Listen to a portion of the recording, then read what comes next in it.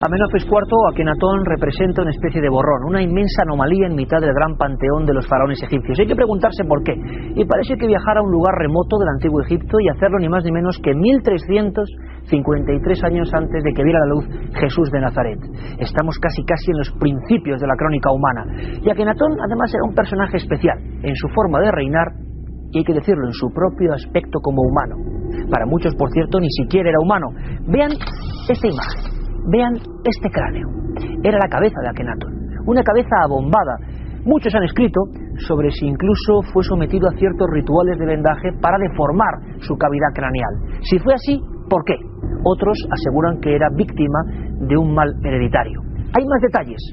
Vean, por ejemplo, los ojos, glaucos, almendrados, siniestros, muy grandes, que aparecen exactamente igual en las únicas representaciones que se salvaron de la gran quema, porque su propio pueblo, el pueblo al que gobernaba, se volvió contra él. ¿Por qué? Vamos a explicarlo. Pero hay más detalles. Por ejemplo, estas caderas voluptuosas, voluminosas, la zona estomacal muy abombada, y hay incluso quien lo identifica con una mujer al mando del imperio más grande de la antigüedad, porque en todos los dibujos aparece con estos senos. ¿Quién era Akenatón? Nadie lo sabe con certeza. Lo que sí sabemos es que tuvo la fortuna de esposarse con un símbolo de la belleza, Nefertiti. Con ella vivió y tuvo 6 hijas. 6 hijas que tuvieron su mismo mal, el extraño mal de Akenatón.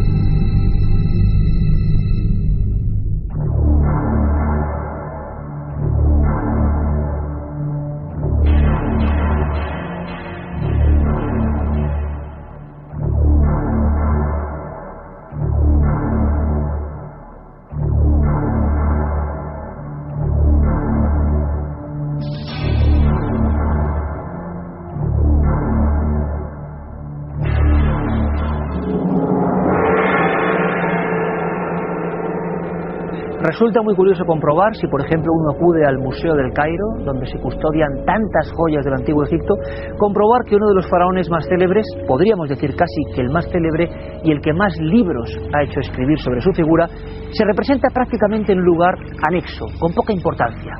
Da la impresión de que todavía el faraón sigue siendo hereje o maldito en los tiempos que corren. Ahí se le representa con algunas figuras. Solo algunas, hay que decirlo, sobrevivieron al intento de acabar con su memoria. Lo peor que le puede pasar a un faraón. ¿Por qué? Quizá porque Akenatón, de forma extraña, comienza a adorar al sol. Al sol, a Atón, por eso su nombre, que era, digamos, la conjunción de la energía cósmica. Él hacía extraños rituales, se ponía bajo su aura y hablaba con el sol. Pero lo que hizo después fue una conmoción. Durante siglos los egipcios habían construido un panteón lleno de figuras dionisíacas, extrañas, animaloides, para venerarlas en diferentes aspectos de la vida cotidiana. Y de repente, este faraón, con este aspecto, decide derrumbarlo todo, censurar cualquier idolatría a uno de estos dioses antiguos y dar todo el imperio a ese nuevo señor, el sol, Atón.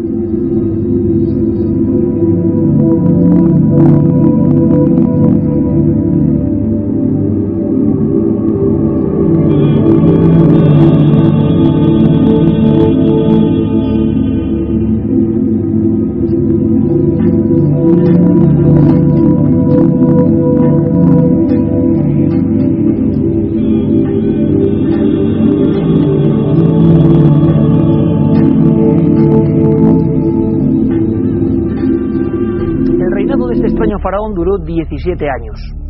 Poco tiempo o mucho según se mire, porque fue una época de revueltas, de sangre, una época donde el propio pueblo y sus sacerdotes se revolvieron contra el dios, el faraón. Al final se quedó solo, completamente aislado, en aquel lugar que, para que se hagan una idea, no fue realmente redescubierto hasta el siglo XVIII. Un jesuita, prácticamente perdido por aquellas arenas, descubrió lo que parecían esqueletos de palacios realmente asombrosos. Y estaban ahí, perdidos, nunca mejor dicho, de la mano de Dios. Daba la impresión de que todo en torno a esa ciudad imperial era prácticamente maldición. Durante mucho más tiempo, hubo que esperar a las excavaciones, porque se decía que aquellos belicosos habitantes de Tel Amarna primero disparaban y luego preguntaban. Así pues, hasta casi el siglo XX, Akenatón sigue siendo un secreto.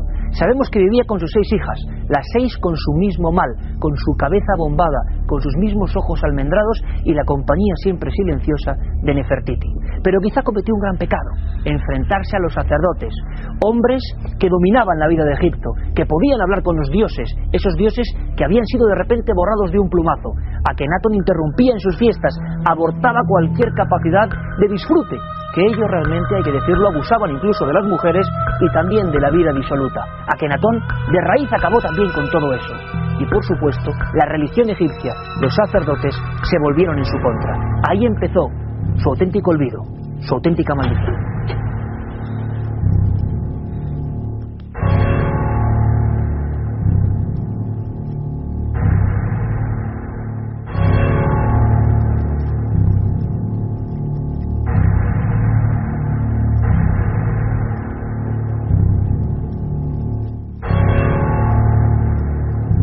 Amenofis IV, lo que es lo mismo Akenatón, tenía que sentirse realmente inquieto, atrapado casi por las sombras de conspiración.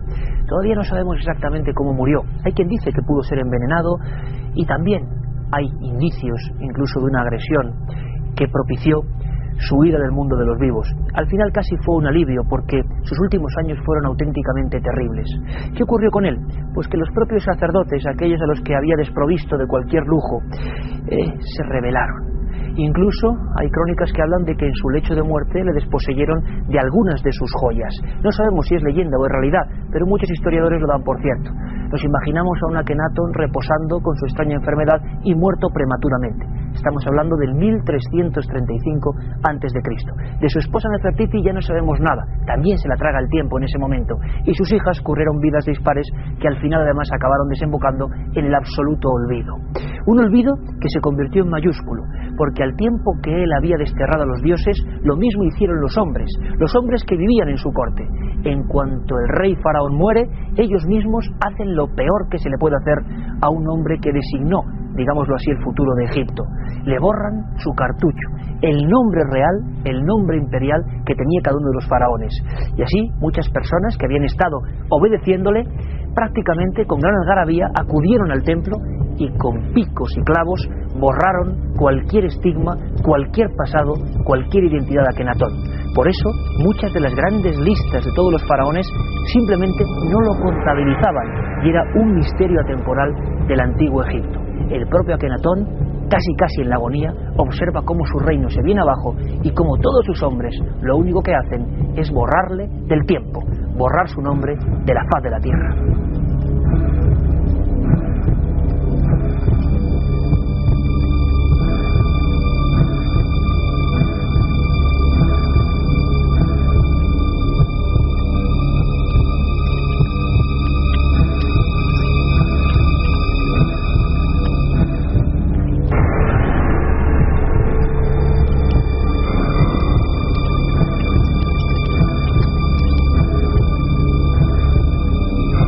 Expulsado de su propia historia, Akenatón sufrió su condena hasta el fin de sus días.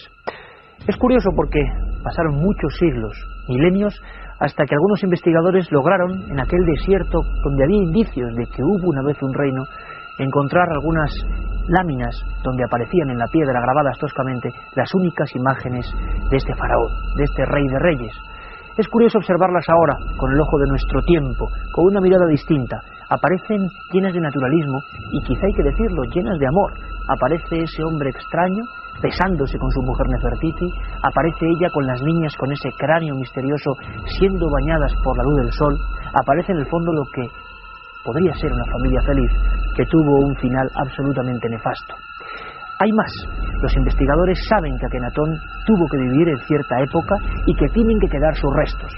Pero a diferencia del resto de faraones, él no tuvo grandes pompas fúnebres, ni mucho menos. Podríamos decir que prácticamente fue escondido en algún rincón. Así llegamos hasta el año 1901, donde en el Valle de los Reyes se empiezan a hacer unas excavaciones que terminarán de alguna forma, tras una laberíntica historia, con este hallazgo: unos huesos, dentro de un sarcófago tosco, no propio de un faraón de su importancia. El código, el secreto, las iniciales KV55. se ha escrito mucho sobre estos restos. Kings Valley, 55. Valle de los Reyes, 55. Se especuló que aquellos restos eran los de una mujer. Aquí tienen el cráneo. Ese cráneo, desde luego, denotaba que estábamos tras la pista ósea de alguien muy importante, de alguien muy diferente. Y durante mucho tiempo se especuló y se catalogó quizá los restos de este rey hereje como los de una mujer. Pero ocurrieron cosas que al final determinaron que allí quizá estaba el gran enigma de Akenatón.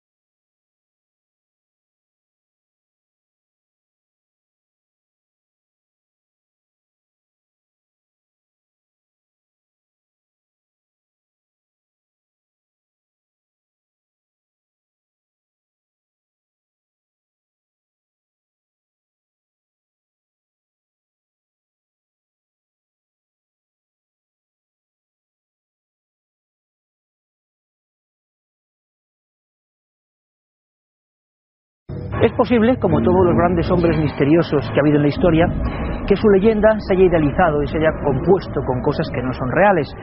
Pero tantos y tantos han escrito con auténtico fervor de Akenatón que tenemos que creer que hizo grandes mejoras sociales. Quiso reformar el sistema agrícola del antiguo Egipto. Quiso, según parece, dar agua, trigo y pan a los pobres. Y al mismo tiempo quiso quitarles ciertos privilegios a los más poderosos y a quienes hacían mal uso de ellos. En definitiva, la historia se repite, fue un revolucionario y le condenaron por ello.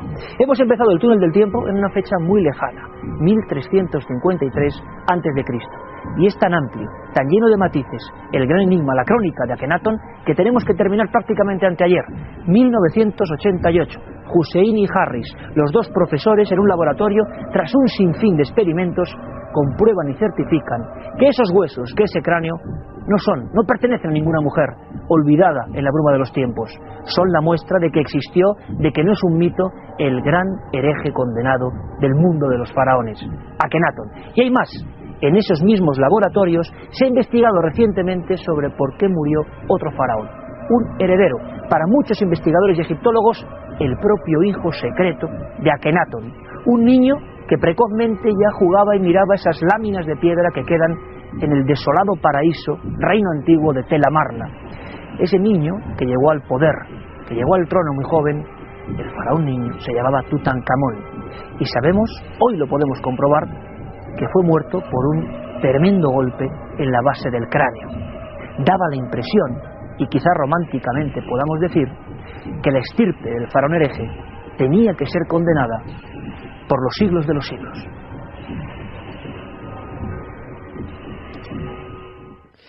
En la interminable procesión de faraones egipcios, Akenatón se encuentra completamente solo. Nicholas Reeves, egiptólogo. 300 kilómetros al sur de las pirámides de Giza se encuentra Tel el Amarna. Bajo las arenas del desierto están enterrados los restos de uno de los lugares más enigmáticos de todo Egipto. Hace 3000 años tuvieron lugar aquí extraños acontecimientos. Nació una nueva religión, un deforme faraón murió y los egiptólogos todavía intentan averiguar qué sucedió.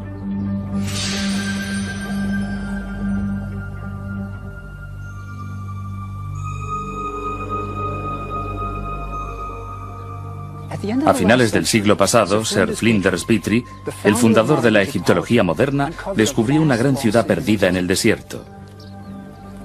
La ciudad tenía todo lo que él esperaba. Había templos, palacios, amplias avenidas, pero faltaba alguna cosa. No había pinturas ni relieves del faraón luchando contra sus enemigos, ni de sus tropas dirigiéndose a la batalla. Tampoco había retratos del faraón haciendo ofrendas a los centenares de dioses egipcios. Y tampoco había dioses. A medida que Petrie avanzaba en sus excavaciones, aumentaba su sorpresa. El faraón estaba representado sin ningún atractivo. Tenía el rostro alargado, los pechos prominentes, las caderas anchas y los muslos abultados. Durante miles de años, los rasgos que habían caracterizado a los faraones habían sido la juventud, el vigor y los músculos bien desarrollados, listos para ir a la guerra. Sin embargo, este faraón era deforme. Parecía como si hubieran arrojado al desierto egipcio una criatura de otro planeta. ¿Qué sucedió aquí aproximadamente 1300 años antes de nuestra era?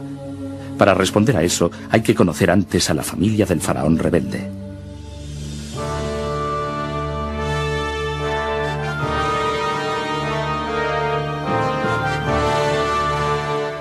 Egipto se hallaba en su época más gloriosa. El país nunca había sido más rico, más poderoso ni más seguro. A lo largo del Nilo, los egipcios construían grandes templos para adorar a sus numerosos dioses. Cuando los dioses se sentían complacidos, Egipto prosperaba.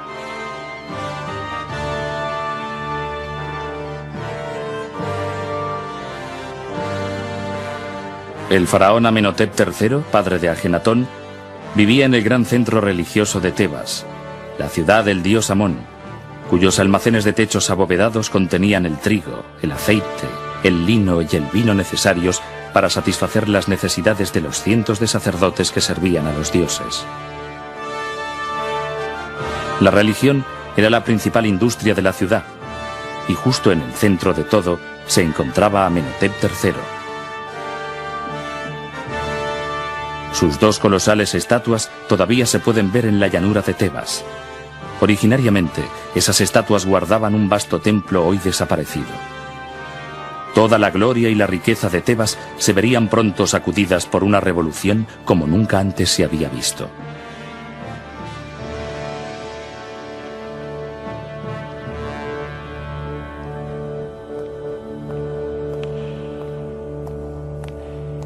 Durante los años de gloria de Egipto, Amenhotep III estuvo al frente del país, de modo que no es extraño que la mayor estatua del Museo Egipcio del Cairo nos muestre este faraón representado con su familia. Este es Amenhotep III, y aquí está su esposa, la reina Ti. Tuvieron 6 hijos, y lo importante es cómo educaron a los niños. Había 4 hermanas. Aquí tenemos a una. La estatua es una especie de retrato de familia. Las 4 hermanas recibieron títulos importantes. También había un hijo, Tutmosis, que fue nombrado sumo sacerdote de Menfis. Y por último estaba Amenhotep, que había recibido el nombre de su padre. Sin embargo, él no aparece en la estatua, no aparece en ningún retrato real ni consta en los documentos y las crónicas del reino. Se trata de un auténtico misterio. ¿Por qué la familia real ignoraba completamente a su hijo más joven?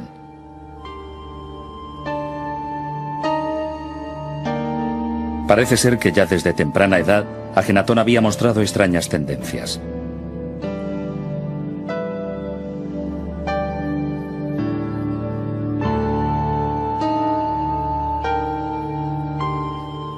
Mientras su hermano y sus hermanas recibían títulos y honores, nadie se acordaba del joven Amenhotep.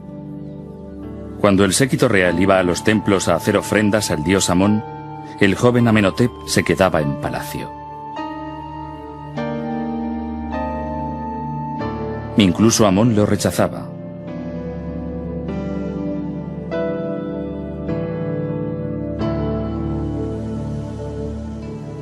De esta manera, el príncipe fue excluido de las ceremonias religiosas en las que su hermano y sus hermanas se congraciaban con los dioses. Todo giraba alrededor de los templos y de sus cientos de sacerdotes.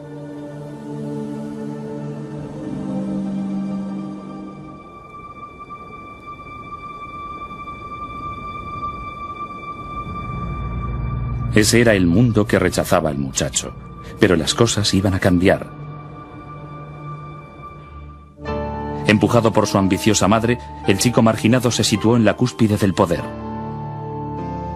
Pero, ¿qué clase de faraón iba a ser aquel peculiar muchacho de 18 años?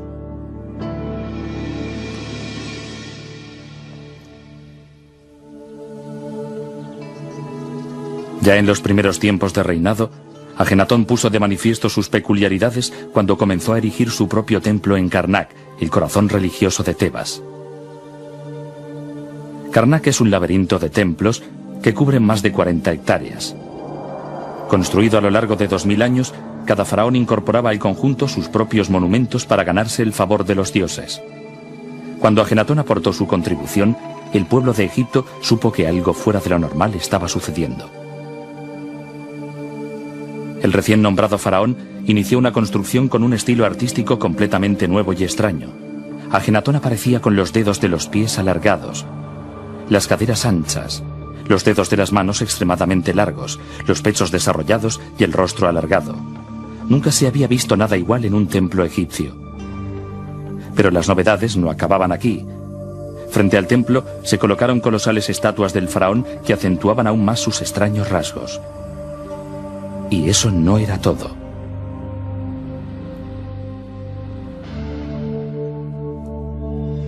El templo estaba cubierto con imágenes de Atón, el disco solar, cuyos brillantes rayos se convertían en manos que sujetaban el Ang, símbolo de la vida. No aparecían ni Amón ni los demás dioses de Egipto, que habían sido sustituidos por el disco solar. La gente debió preguntarse, ¿dónde están los otros dioses? Pronto lo sabrían. Ajenatón declaró por primera vez en la historia que solo existía un dios. Había terminado con 2000 años de religión egipcia.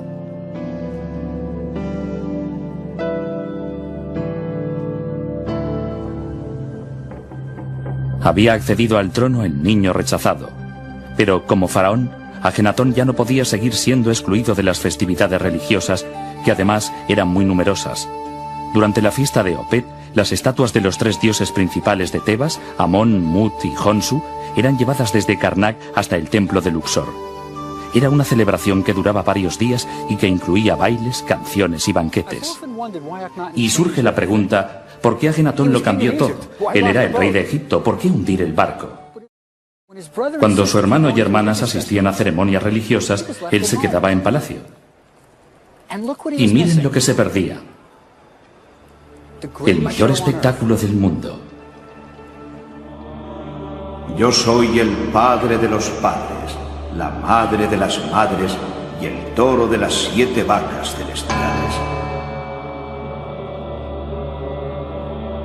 Yo abro la boca para hablar en medio del silencio. Yo trazo el camino por el que andan los hombres.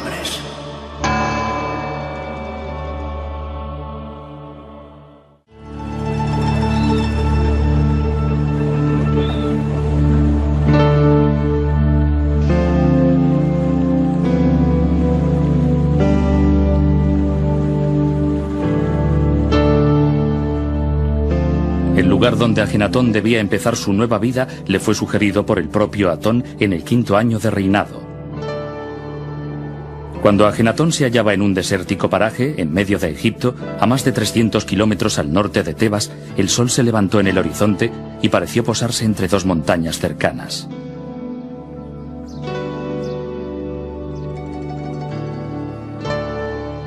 El jeroglífico de horizonte era precisamente el sol descansando entre 2 montañas, y el horizonte representaba el principio y el fin.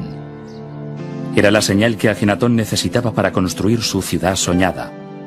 Atón se le había aparecido y le había indicado que construyera su ciudad en el inhóspito desierto. Llamó al lugar Ajetatón, el horizonte de Atón. En los alrededores de la nueva ciudad, Ajenatón hizo esculpir estelas que marcaban sus límites y narraban la mística visión. Su majestad apareció montado en su gran carro de electrón, como Atón cuando se levanta en el horizonte. Ha sido Atón, mi padre, quien me ha dicho que construya la ciudad. Ningún funcionario me aconsejó jamás que eligiera este desértico lugar. Después de la revelación que Ajenatón había tenido sobre la construcción de su ciudad, seleccionó un pequeño grupo entre sus seguidores y los desplazó de Tebas al yermo desierto que Atón había elegido, el lugar que actualmente se llama Tel el Amarna. Reunió a los fieles en una de las estelas limítrofes del terreno, y mientras observaba la desolada llanura donde iba a construirse la nueva ciudad, realizó una ceremonia de adoración. Fue el sermón de la montaña de Ajenatón. El gran ser, Atón, ha ordenado mi vida. Es mi padre, al cual ningún artesano ha concebido. Él se muestra cada día al amanecer y en el ocaso. Eternamente llena la tierra con sus rayos y otorga la vida a todos. Ajenatón ya no se encontraba solo. Ahora estaba casado con Nefertiti, una de las mujeres más hermosas de la historia. Tenía su propia familia, una esposa, 2 hijas y 4 más que vendrían. El niño rechazado había recorrido un largo camino. En la nueva ciudad la emoción debía ser incontenible. Eran los pioneros de una naciente religión, y el faraón era su líder. Hasta el cristianismo no volvería a producirse un sentimiento igual. Era un momento decisivo en la historia del mundo y Ajenatón fue el hombre clave. ¿Pero aceptaría el resto de Egipto la nueva religión del rey? Uno se pregunta qué pensaría que iba a sucederle en el más allá, si es que existía un más allá.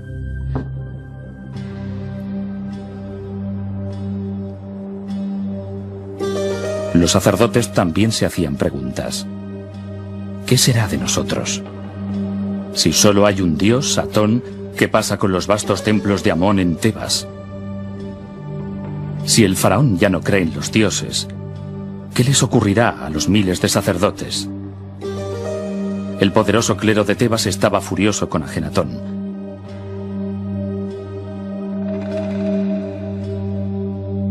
El faraón rebelde había declarado que sus dioses no existían. Se había ausentado de la capital religiosa de Egipto y había prometido no regresar jamás. Se habían acabado las ofrendas reales a los dioses.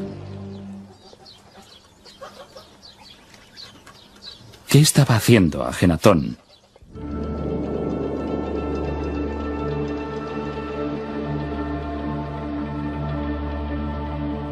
Encontramos uno de los mayores logros intelectuales del mundo antiguo. Un poema escrito por el propio Ajenatón. Tu nacimiento al amanecer es espléndido, oh Atón, creador de la vida. Cuando apareces por el este, llenas todas las tierras con tu belleza. Eres hermoso, grande, radiante.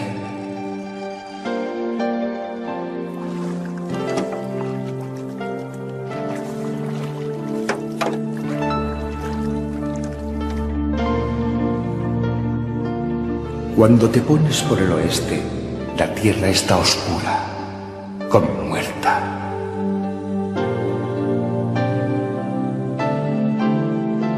Todos los leones salen de su guarida, las serpientes muerden, la noche acecha, la tierra queda silenciosa, mientras su creador reposa en la oscuridad.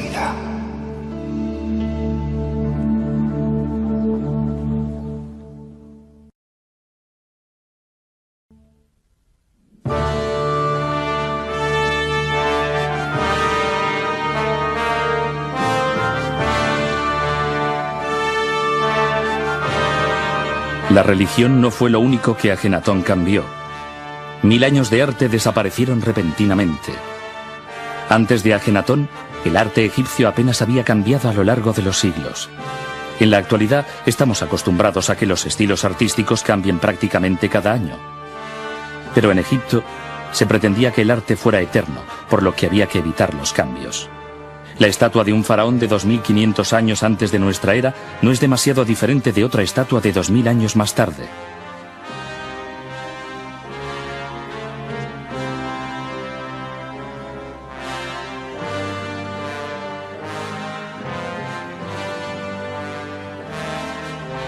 Sin embargo, Ajenatón decidió cambiarlo todo. No más cuerpos de músculos idealizados. Ajenatón aparece incluso con sus verrugas. Su máxima era vivir la realidad.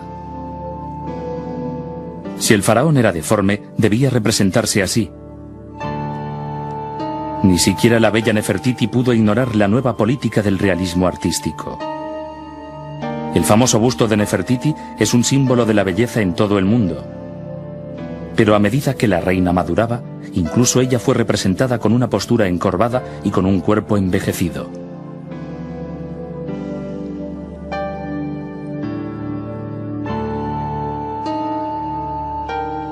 Se puso de moda mostrar a toda la familia real con cabezas alargadas.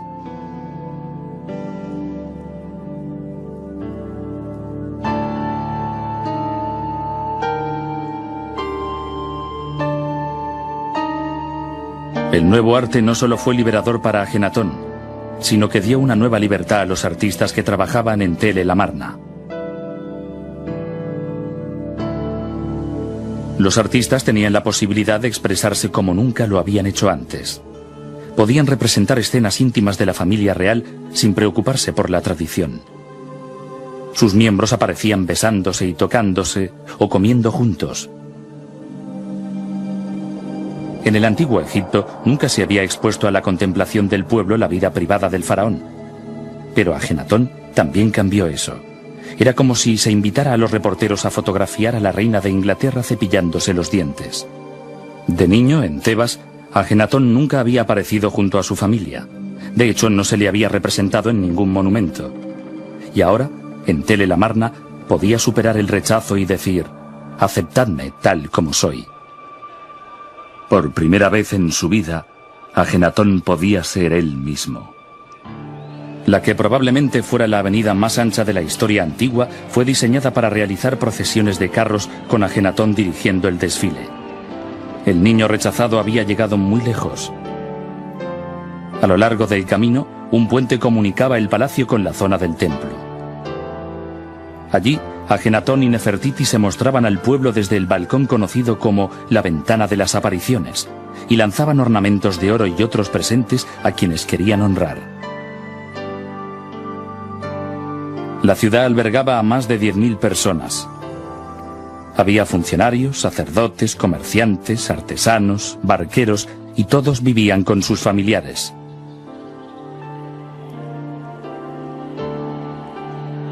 Debían de estar encantados con sus nuevas vidas, sus nuevas casas, sus nuevos principios. Pero después de 14 años de matrimonio, su hermosa mujer y compañera Nefertiti murió. Su otra esposa, Quilla, también había muerto. Nefertiti siempre había permanecido a su lado compartiendo sus sueños. A los 17 años de reinado, con solo 30 años de edad, Ajenatón murió y desapareció de la historia. ¿Sabremos alguna vez qué pasó en Tel el Amarna? ¿Era Ajenatón realmente como lo muestran las estatuas? De todas las momias reales encontradas, ninguna provocó tanta polémica como la hallada en la tumba 55 del Valle de los Reyes. A principios de siglo, Theodore Davis, un acaudalado norteamericano que excavaba en Egipto, descubrió una tumba en la que se había vuelto a enterrar un sarcófago del período amarniense. La tumba estaba inacabada y el entierro había sido precipitado. Contra un muro y en el suelo había paneles de madera dorada, y en ellos aparecía la dañada imagen de Ajenatón adorando al disco solar y el nombre de la reina Ti.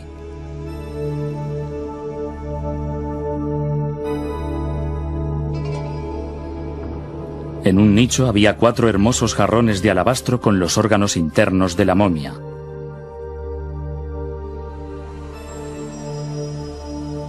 En el suelo yacía un sarcófago que, a pesar de estar muy deteriorado, todavía conservaba restos de su pasada belleza. Estaba hecho con miles de incrustaciones de joyas y piedras semipreciosas en forma de alas protectoras. Sin embargo, los cartuchos que contenían el nombre del ocupante estaban destrozados. Todos los que participaban en la excavación de la tumba creían que serían capaces de identificar a la momia que había en el sarcófago una vez que hubieran levantado la tapa y examinado el cuerpo y las inscripciones de las vendas o de las joyas. Cuando llegó el día de desenvolverla, todos los presentes eran conscientes de la importancia histórica de aquel hecho. Iban a ser los primeros que, después de más de 3000 años, verían la cara de un rey o una reina de Egipto. Cuando apartaron la tapa del sarcófago, apareció una momia envuelta en láminas de oro. Pero cuando se disponían a desenvolverla, ocurrió algo que parecía propio de una película de terror.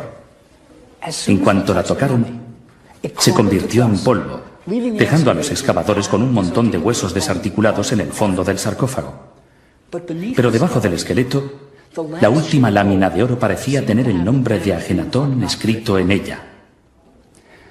La pelvis era ancha, como la de una mujer, y Ajenatón siempre había aparecido en sus estatuas con una pelvis ancha, y la cabeza era alargada, como la de Ajenatón. Todo parecía encajar perfectamente. Algunos de los presentes estaban completamente convencidos de que habían encontrado la momia de Ajenatón. Pero hoy, la identidad de la momia de la tumba 55 sigue siendo un misterio. Quizá la respuesta a por qué Ajenatón y la familia real siempre se representaban deformes esté en manos de un grupo de científicos que trabajan en una enfermedad conocida como el síndrome de Marfan, un defecto genético que daña al tejido conectivo del cuerpo. Probablemente Abraham Lincoln padecía el síndrome de Marfan. Algunos de los síntomas son el rostro alargado, la barbilla prominente, los dedos de pies y manos largos y finos y una forma especial de los ojos. Eso podría explicar por qué todos presentaban síntomas similares.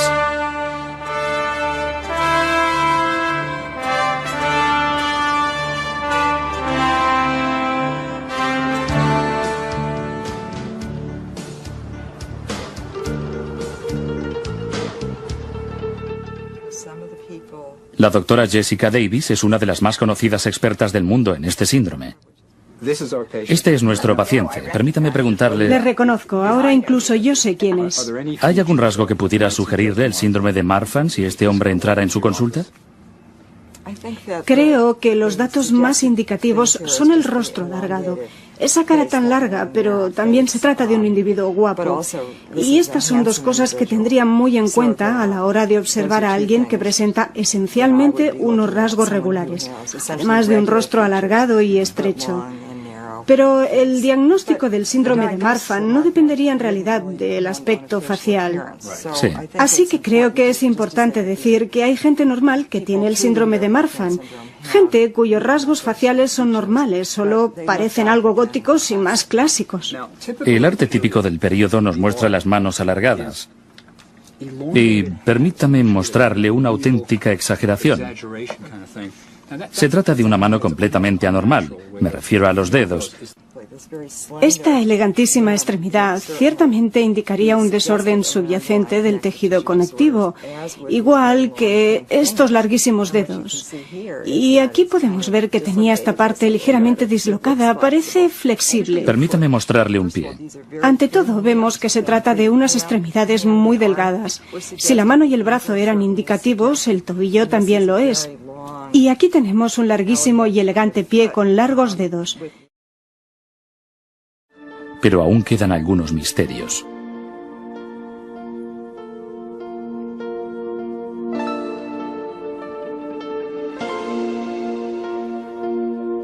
Incluso en la muerte, Ajenatón se rebeló contra las tradiciones de Egipto, rechazando ser enterrado en el lugar donde descansaban sus ancestros. En su tumba iba a descansar el pensador religioso más original que el mundo antiguo había visto jamás. Había prefigurado el monoteísmo de Moisés y la tranquilidad y la esperanza de Cristo mucho antes de que el pueblo egipcio fuera capaz de aceptarlo. Ajenatón fue tildado de hereje y su nombre borrado de los monumentos de Egipto. Sería de su joven hijo un faraón llamado Tutankamón, de quien en el futuro todo el mundo oiría hablar. El atrevido experimento del desierto había terminado. La efímera capital pronto fue cubierta por la arena. El egiptólogo norteamericano James Breasted dijo de Ajenatón: con él murió un espíritu que el mundo no había visto nunca antes. Un alma valiente que se enfrentó impertérrita a la fuerza de la tradición inmemorial. Este hombre, en una época remota y con unas condiciones adversas, se convirtió en el primer idealista del mundo y también en el primer individualista. Es tremendo, pero es muy cierto. Hace 3000 años, el rebelde faraón Ajenatón escandalizó a los habitantes del Valle del Nilo, predicando que solo había un dios. Pero antes de que pasaran 100 años tras la muerte de Ajenatón, Moisés predicaría en las orillas del Nilo a los israelitas un dios y el monoteísmo. Hoy, millones de egipcios oyen a los almuédanos en las mezquitas afirmar que solo hay un dios, y se llama Alá. La idea de un solo dios, que un tiempo fue la radical creencia de un hereje aislado, es ahora compartida por musulmanes, cristianos y judíos en todo el mundo. La visión de Ajenatón continúa.